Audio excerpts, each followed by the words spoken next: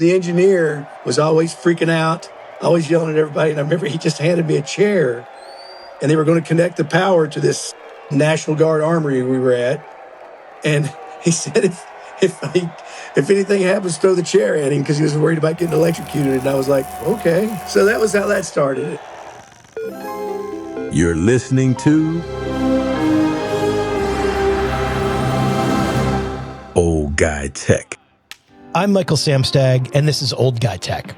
This week, Dave is checking in from a literal beach, but we couldn't wait to drop this episode because today we're joined by Pat Clark, a man who has navigated the absolute chaos of this industry for decades. From the fear of math that led him to his first camera at ETSU, to capturing a historic Lady Vols slam dunk that ended up on every sports channel in the country, Pat has the kind of owner-operator soul this show is all about. We're going to talk about the time he had to throw a chair at an engineer to avoid electrocution, and the miracle 16mm lens he found in India that saved his shoot. But first, Dave is going to put down his drink and help me break down some headlines, specifically what we're hoping to hear from NAB and some true old guy tech gear that we still use almost every day. So put down that light stand and ignore that humidity warning. Let's talk tech. Dave, how's vacation treating you? It's great. I should have put on my Hawaiian shirt. I'm not in Hawaii. Yes, I feel. I'm not in Hawaii though. Well, where are you? How's the weather? I'm at Pawleys Island, South Carolina. The weather is fantastic. It's like 75 degrees, light breeze, sunny all day. Oh man, I love it. Well, I'm a little envious of you. So let's jump right in. It's funny, the things, we were talking about NAB earlier. I've not been in decades, but it's still where all the new tech is dropped. And, every once in a while, there's something exciting, something worth talking about. One of the things that I've been looking at, of course, is the Osmo Pocket 4, which is going to be released on the 16th, which will probably be the day this episode drops. I'm actually, and actually, I think there's going to be the 4 and a 4 Pro that'll have a dual lens system. Okay. Which is interesting. But what I'm most interested in, the reason why I'm interested in it is because now that we're doing more video podcasting, I could see a real use for owning one of the Osmo Pockets. I have the 2 I've used for some corporate jobs. But once the 4 comes out, this is like, I love to do this. Then I know the 3 is going to drop. The price on the 3 is going to drop. So I'm hoping, because they're still hovering $400-500, like $450 on eBay and $500-600 new. So I'm hoping that drops the price down into the high 200s or mid 200s would be nice. So I think that's for a camera I'm not going to use very frequently. I think that's would be a good value.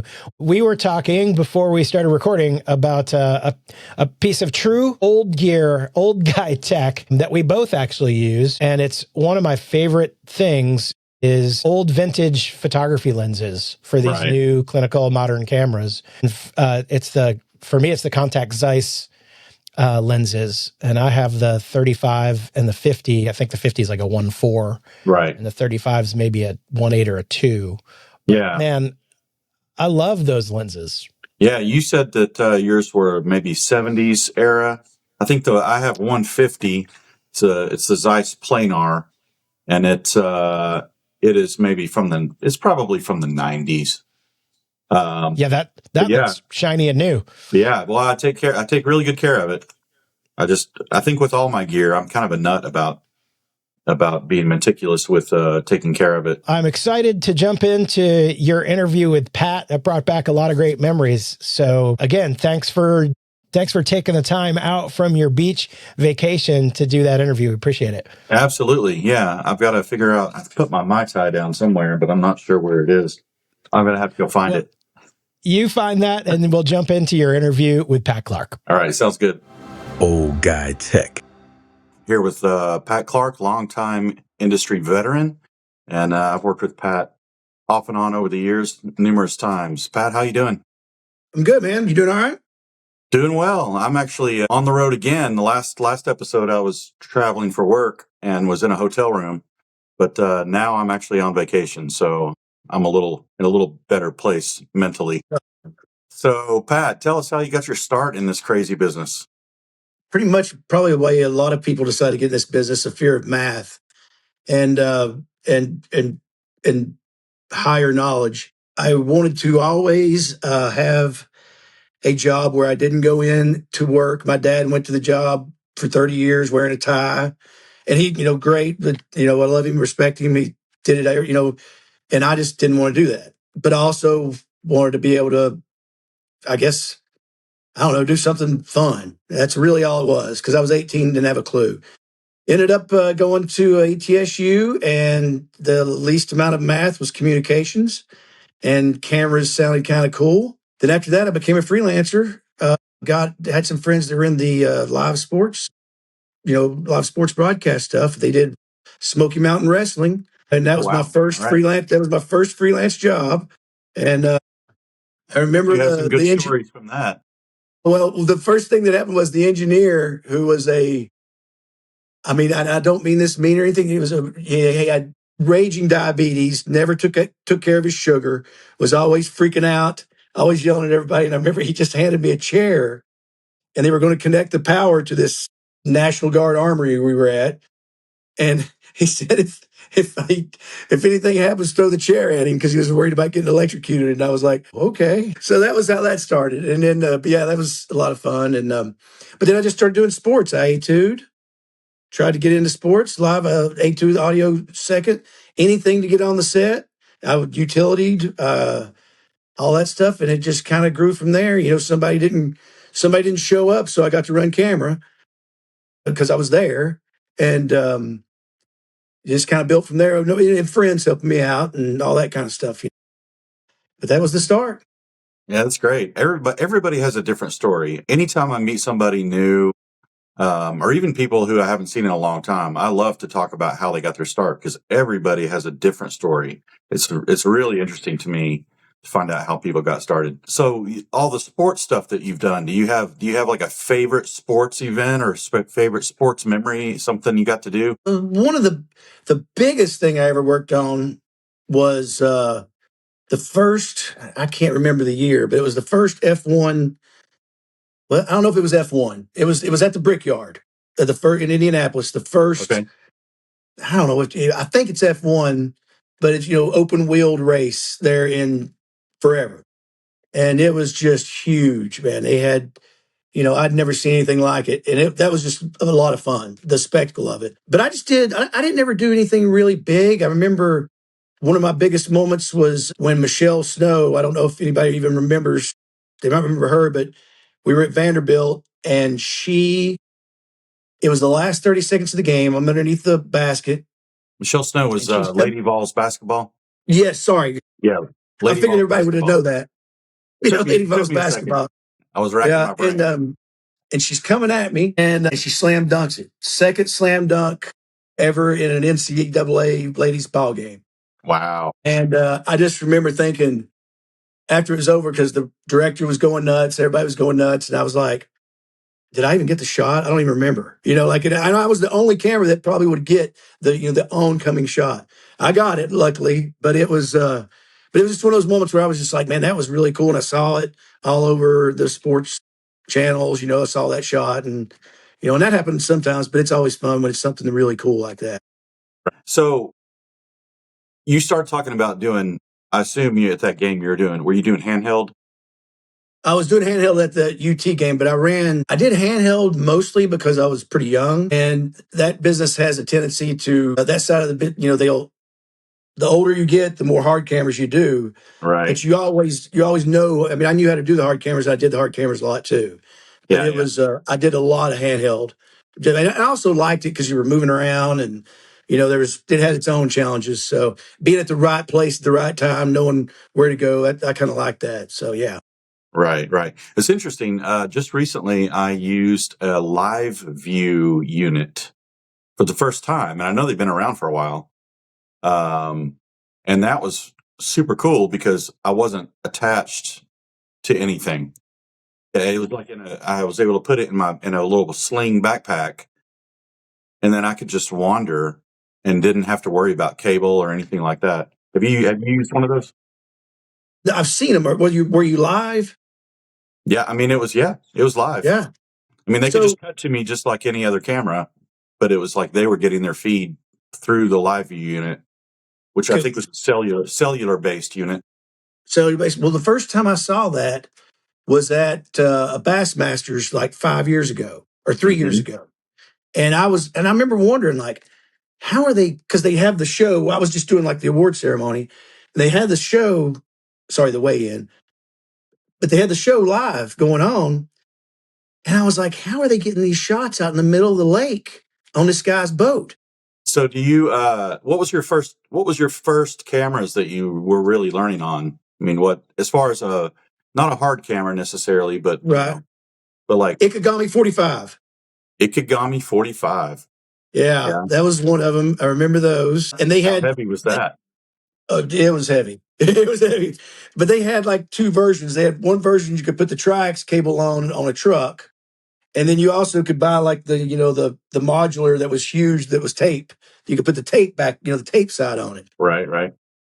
And so I kind of learned on both of them, the live and the tape version. But that Ikegami was a big one for the live shoots. I don't even know if Ikegami's even in business anymore. I have no idea.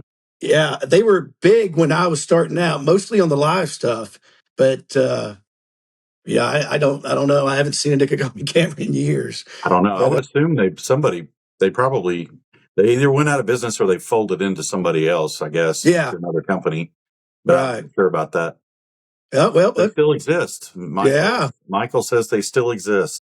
Yeah, I haven't seen them. I don't, and they might, and I don't do as much live stuff as I used to. So maybe they're still there a lot that I don't, and I just don't know it. But, yeah, Ikegami was the big one.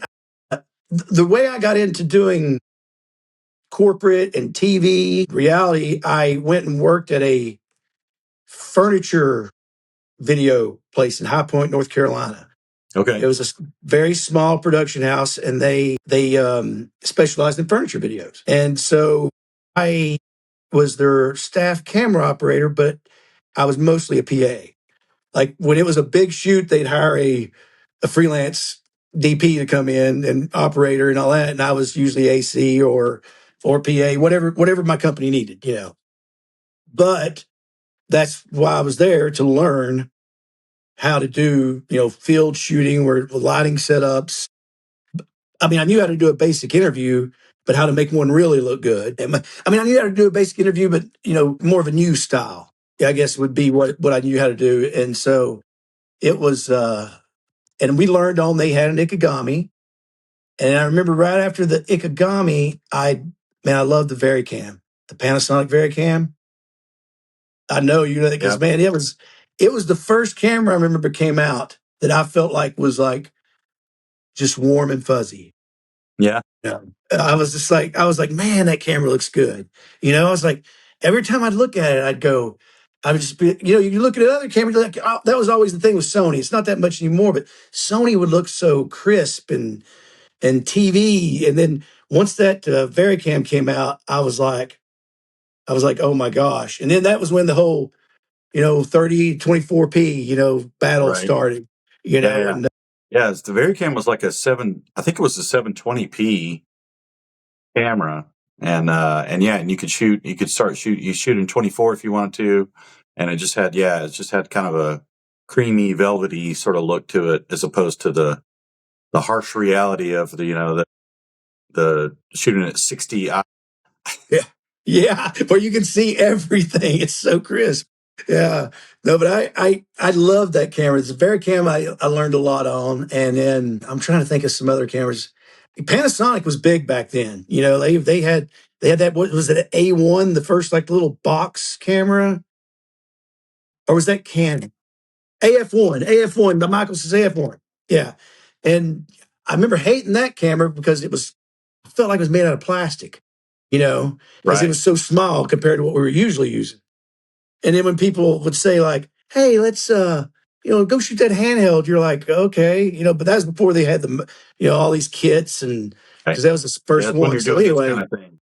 Yeah, exactly. Right, exactly. So those are the cameras I learned on. And then I know I learned on the Sony cameras, but I don't remember the nomenclatures. What was the workhorse Sony that took the CDs or the DVDs in like a plastic cover that you put in? Man, I think I only used that camera like once or twice. Okay, I used it a lot, but I can't remember the nomenclature or whatever. But it was a Sony.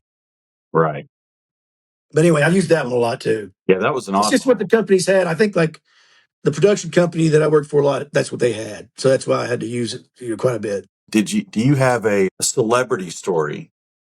Good, bad, whatever. Anything that's like, or maybe you were really impressed with somebody that you met or worked with? Okay.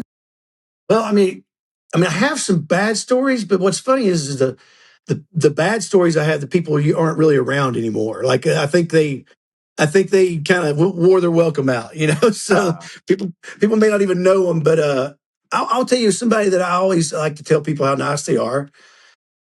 Jesse Palmer, the guy from Bachelor. He does all the, he's getting real big now. I worked with him on a lot of Food Network baking shows, which, it's funny that he hosts the baking shows, but he's good at it. And well, he was a quarterback, right? quarterback. Yep, he was quarterback for Florida, and then he played for, I don't Like remember the the pro Giants, team. maybe. Yes, that's it, the Giants. Okay. And then he was in The Bachelor, and now he's on a lot. He's just on TV everywhere. But he also calls a lot of games and stuff. Okay. So, but he was the nicest guy you could ever meet. He was just really he cared about everybody. I don't know. He's just a really nice guy. I do. Oh, here's a good story though. I remember. Just thought of this one. We were out in Las Vegas doing a Food Network show, and we had Bobby Flay, and this is when Bobby Flay was probably, peak Bobby Flay. He was it for the Food Network. And we were going to someone's house because we were installing an outdoor kitchen, and he was the star that was going to come and have the reveal and all this. They weren't involved in the build or anything like that much, but he did come to check on progress and do an interview. And we were told we had 6 hours with him. And so they go to pick him up at wherever he was staying. And the producer calls and she's like, okay, I just talked to Bobby and here's the deal. It's like, we'll be there in 45 minutes. And he says we get one take on everything. That's it. One take. And he's like, and he's very serious. And I was like, okay, well, and then, because we had two cameras going. And then I said, okay, but luckily we had been sitting around enough, so we had each location already lit and we had the lights to do it and all that. That's great. He came in and he meant it. Nice guy, though. There was nothing, I'm not going to say anything bad about him. It was just that's what he wanted to do. And we got it all done in an hour and a half, even though we had 6 hours with him. Because the producer was like, we've got 6 hours. He's like, yeah, something came up and I'm going to go. And that was it.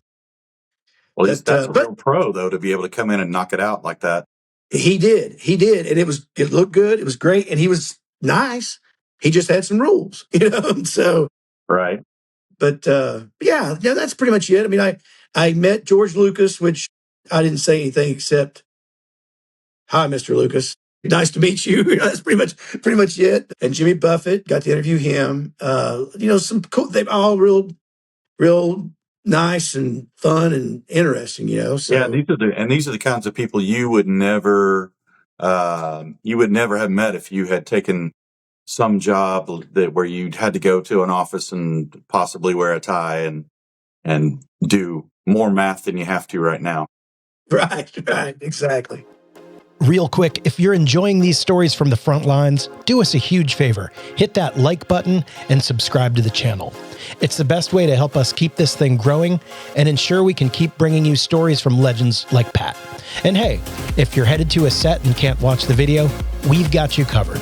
The audio version is available on all major podcast platforms, so you can listen while you're loading in.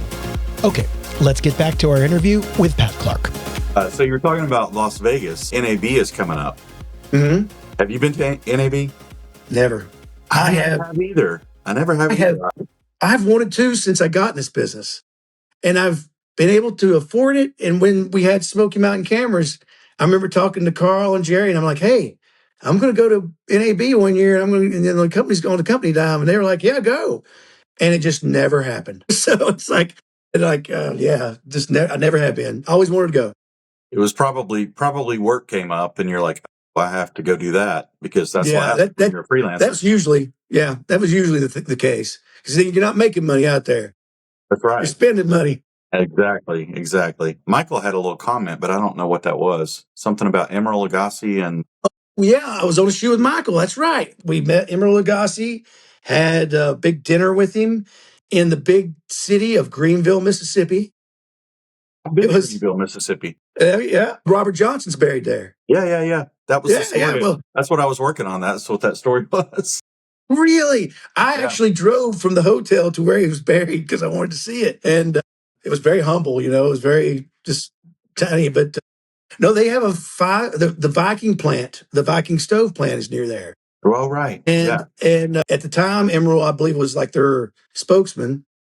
And they also have one 5-star restaurant there. And that's where we went to eat. And we got to have dinner with him.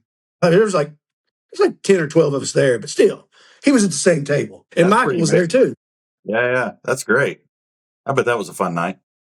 Oh yeah, it was fun. And then the next day was fun. I mean, that was a great shoot. All that stuff with because it was at the time I was young, I got to travel. It was a lot of fun. So you were talking about Smoky Mountain cameras. So you and Carl Coates got together and decided. Tell us about sort of the evolution of that and how you got into that and where it All stands right. now. Well, I mean, you got to remember the timeline.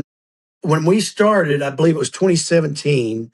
The switch from you have to have $120,000 to have a camera, you know, was starting to really happen. Where okay, now you only have to have 50. Now you only have to have 20. Now you only have to have 10. And it looks amazing. So that was starting. So I decided to become an owner operator, and I bought a package of C300 Canon and a Zeiss ZL lens set and like a Canon zoom. Like I didn't have much, but they had like a small area kit. Right.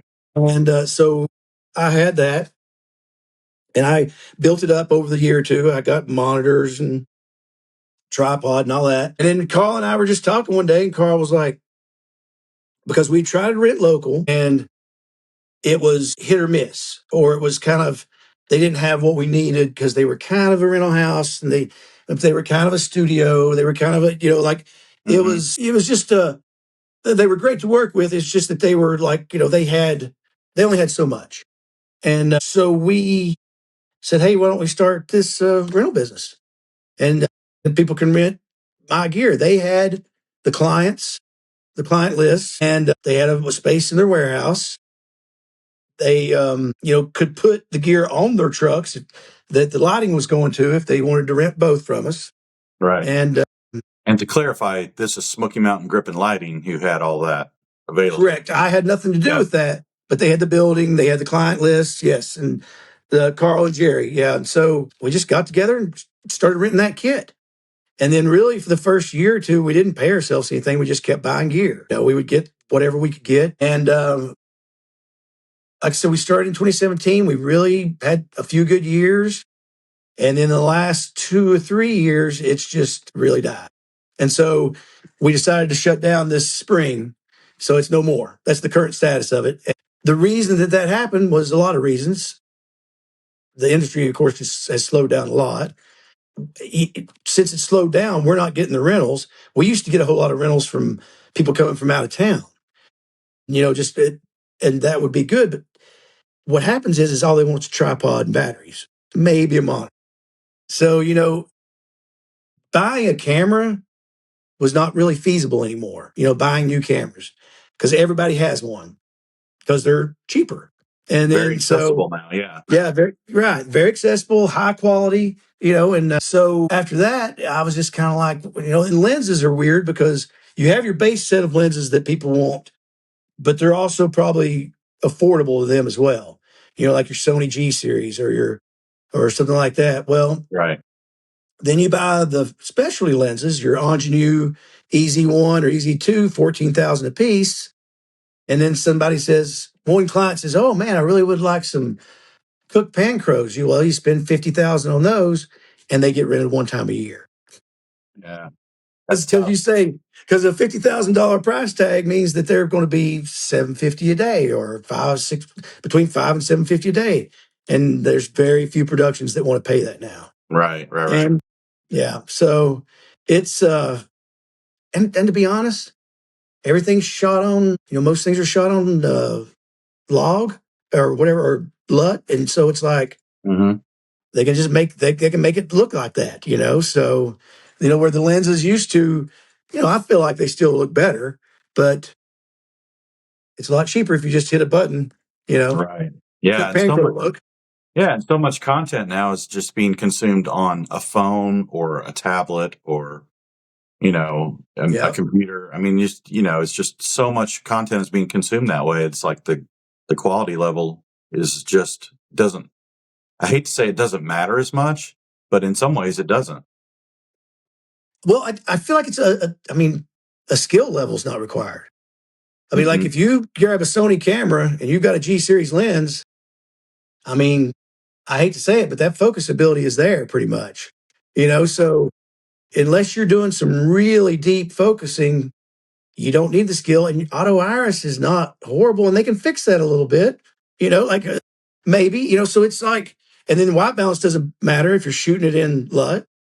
So your ISO all that can be manipulated. So it's like, I feel like that if you just, what happens a lot of times is people just get 10 cameras under $3,000 each on a shoot and just hire 10 people that, they just run it, whatever they get, and they can piece it together, all happens in the edit bay. All right. So do you have a horror story of a piece of equipment that maybe broke down and you had to fix it in the field or some sort of a tech issue? Okay, I got one it was horrifying to me.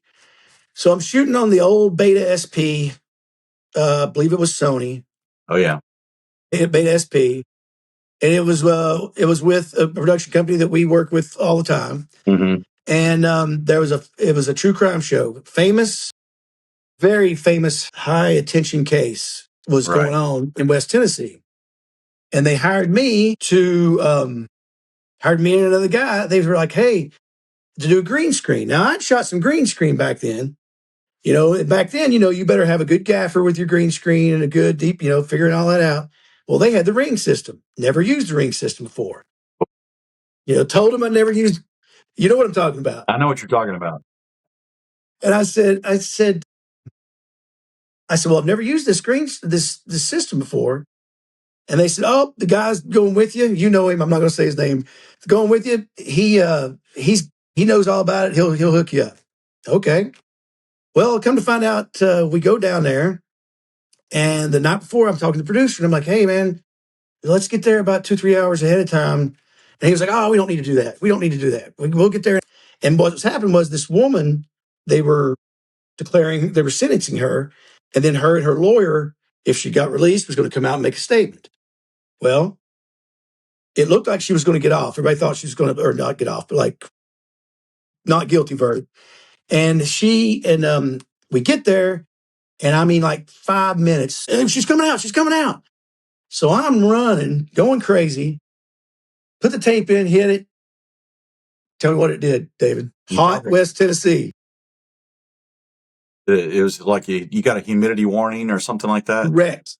Yeah. Because I didn't want to leave the camera in the van, I put it in my hotel room, which I keep about 65, and then put it out in 95-degree weather.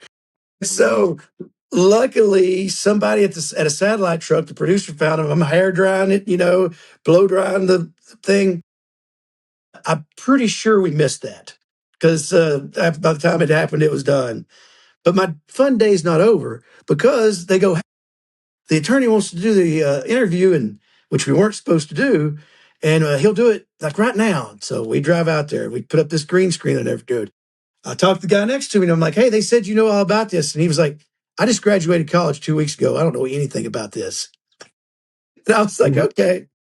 So we shoot the interview. I'm going to make this a little short. We shoot the interview. 2 weeks later, they have a meeting at the production company. They're like, hey, we want all freelancers to come in. We've just got like a good versus bad thing we want to talk about. And it's like, so I go in. Well, guess whose interview's the bad example? No. So I've got the crease on the wrong way. And I kept saying, like, he had those round glasses, that you almost No. could not get rid of. And this attorney was not taking his glasses off. He didn't even really want us to be there. And so he had the two orange things. And it was before they could even rotor it out, and all that kind of stuff. So I was at the meeting. I had a lot of you. You might have been at the meeting. I felt about that big because I was like, "Well, yeah, that's my stuff." No. But the production company was super nice. They realized that I kind of got thrown into the fire, and they gave me another chance. So and I've been working with them ever since. So it was. That's, But that yeah, was one. that Well, was I've got one bizarre. more quick one. One more quick one. Oh, yeah, yeah. I was in India on a shoot for it was a corporate shoot for a company that made windmill parts. And I'll never forget this because we decided to rent gear everywhere we went because we went to China, Mexico, Chicago, and India. And in India, we rented it. They had we were trying to use the same Sony camera. It's the Sony one it was one of their first HD cameras. Can't remember the nomenclature. Used the disc, and I always asked for back then, you had to say I need an HD camera. I mean lens. I need a high definition lens to go with it. Right. Well, in India, it was, very different. You had a truck full of lights, a crew of 20 people that in everywhere else we did with a crew of two. And, they would have a person that just did coffee and tea. They would, the monitor was a 55-inch TV that two people carried around. Oh, The wow. producer, and then they had a table and a chair for the producer. They put that TV on there. And it was really cool. And everybody held a light. There was no sandbags. I mean, they all just held the light. Anyways, they were a great crew. But the night before we started, we got all the gear, and I was like, "Hey, this lens won't work." Like, I can't even remember what it was. And they said, "Well, what about this one?" And it was a film lens, an old 16 millimeter lens. And I was like, "Hell, is it even going to fit on there?" And well, the mount fit, and I was like, "Okay." And I was like, "Well, I guess this is what we got to use." It was a manual zoom, old. I don't remember what type it was. And I was kind of, like all mad. I was like, "Man, I told him to have this. My gosh, what's this shoot going to be?" Best footage I ever shot. It was beautiful with that lens. Oh, Like wow. you even look at the stuff like it's on. I think I still even have some of it on my reel because India being as beautiful as it is and all the color, I just shot it like a bunch of stuff for my reel. Like when I was just like not working, I would take the camera out and just do some stuff. Yeah. And it ended up being, I thought it was going to be horrible and it ended up being the best thing ever. It looks so good. That's great. Yeah. I'm imagining like an ingenue, like a whatever 12 to 120 or something like that. It was an older one for sure. It had been around a while, but it was pretty. We had fun. It was interesting renting the gear in every country, so and figuring out how to come up fix the problems. Yeah, sometimes the tech issues turn out to be great problems instead of bad problems. That's right. That one was. And I just I learned something then too. I learned to kind of open my mind a little bit more. Like I got real, I kind of realized I was like getting real, like, oh, it's got to be like this. It's got to be like this. Right. Or I can't do it. And I decided then there I needed to like work on not being like that. Yeah. Because like sometimes it does turn out good or sometimes it's just not that bad, and it will be okay, so. It is easy to get fixated on a particular methodology or a particular, or style of doing something. So that's great that helped to loosen up that process for you. Yeah. Yeah. So let's just maybe last thing, if you had any advice for somebody who wants to get into the industry today, or is just starting out, what kind of advice would you give them? The advice I would give them, well, I'll give you the advice I give everybody starting out. You're young, whether you want to go to college, whether you want to, and then start your career, or whether you want to start your career whenever you want to start it. If you're young, go to where the jobs are. Go to New York, LA, Atlanta, this big city. if they're shooting in Canada, go to Canada if you can. Whatever you can do. And sleep on a couch with 4 other people paying for this expensive apartment you're going to have. And go out there and PA and meet people and have a goal of like, okay, I'm a PA now, I want to be an audio tech. Or I'm a PA now, I want to be an AC next, or, camera. And you're going to have the time of your life, and you're going to meet so many people. And those people, they're young now. They're going to move. If you're in New York, they're going to move to LA. They're going to move to Chicago. They're going to move, and you're going to have all these people that know you, know your work, and they're going to want to hire you. That's not only did you have just a great time in the biggest city in the world with some friends, you also make new ones, and they last a lifetime. I still get calls. I lived in New York when I was 35 for 2 years while my wife went to college or went to grad school. And I, still to this day, people will call me every now and then, and I'll just be like, they'll have a job around Knoxville or even just somewhere in the Southeast that they just want somebody they know. But that's some good advice. And then also just always just get on sets. I know everybody says that. Get on sets. If there is a local rental house and you're going to be an AC or even a camera PA, find out what the camera is going to be. If someone locally has it, ask them if they can just let you have it even in front of them for an hour. Play with the menu. Look up the manual online. Get hand time on that stuff, and because on that equipment, because when you show up with at least a little knowledge, that goes a long way. Like everybody, like even when you're asking questions about it, you're like, oh, hey, I read that the 2000 ISO is the way to go on that. What do you think? I mean, dude, old guys like that. Absolutely. Absolutely. Yeah. Yeah. So do that. But also, one thing that I'm seeing in the industry, and this is the bad thing, I love this industry, I still do, but I want to get a side hustle. Because the way I've been able to stay in this business is I did sports, I did corporate, some people, I did reality, I did broadcast. It increased my revenue, I guess. But what happens is you get older and you start having bills and you want to make more money. And maybe you're worth it, maybe you're not, or maybe you're not in the market where you're worth it. It's a lot of it depends, or the market just may not have the work. It's good to have something else.